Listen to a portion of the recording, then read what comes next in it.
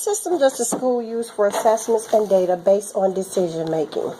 This is about the RTI, academic system, interview, and summary. So our school uses a few different assessments. For both reading and math, we use the STAR assessment as a universal screener.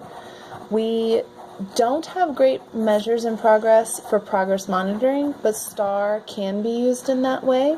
And then we also use our what's called Fountas and Pinnell Benchmark Assessment System. We call it BASS. We use that as a universal screener as well as a tool that helps us kind of shape our instruction. We have some DIBELS progress monitoring that we use for grades K through 2 through our intervention program called TRI.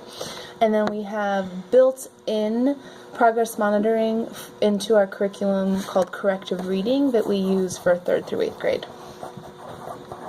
3rd through 8th grade. And that's just built into the curriculum. Okay. Good. Okay. The next question. Sure. We use Journeys as our Tier 1 reading instruction. Also, A. This is B. Okay. So for Tier 1 reading, we use Journeys. It's a curriculum designed by Houghton Mifflin. Also for Tier 1, we have different components that we use. One is called Words Their Way. We use that as a word study program. It starts with a spelling test and gives kind of differentiated instruction for students based on how they score on the assessment. We also use a guided reading approach for Tier 1 reading that links to our BASS assessment, and then based on the levels that students have, they receive different instruction through guided reading. That's a blend of a curriculum from a woman named Jan Richardson, and then pieces from something called Great Habits, Great Readers, which is a charter school out east, and they have some of their own guided reading pieces that they've designed that we use. For Tier 1 math, we use Envisions in K through 5th grade, and we use CMP in 6th through 8th grade.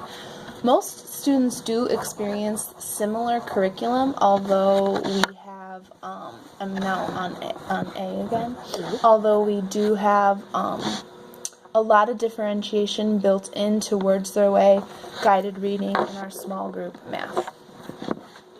Okay. For Tier 2 reading instruction, we use something called corrective reading in grades 3rd through 8th grade. That's a direct instruction model that really targets early and foundational reading skills that our students are often missing. In K through 2nd, we use something called transformative reading instruction, TRI, as a Tier 2 approach to reading. We also have partners like Spark and City Year that work with Tier 2 groups that get pulled out of the room. That Spark City Year also does Tier 2 for math. Tier 2 math, we use the intervention curriculum that aligns to the Tier 1. So it's like a test, and then based on the test, they get targeted small group instruction through the intervention curriculum that aligns to Envision. Do you want me to do these sub-questions too? Tier 2 groups are 6 to 7 students often. In Spark, they are 1 student. Tier 2 groups get together anywhere from 2 to 4 days a week. And the teacher for Tier 2 is the same teacher for Tier 1, or it might be a special education teacher, or in the case of 3rd through 8th grade, it is often the City Year core member that we partner with. We don't have anything different in place for Tier 3 reading or math. So everything that we do for Tier 2 is also being done for Tier 3. So the question then next is, where do students with IEPs fall in the RTI tiered system? They're going to fall into the tier 2 and Tier 3 supports that we have in place, and their instruction would be the same.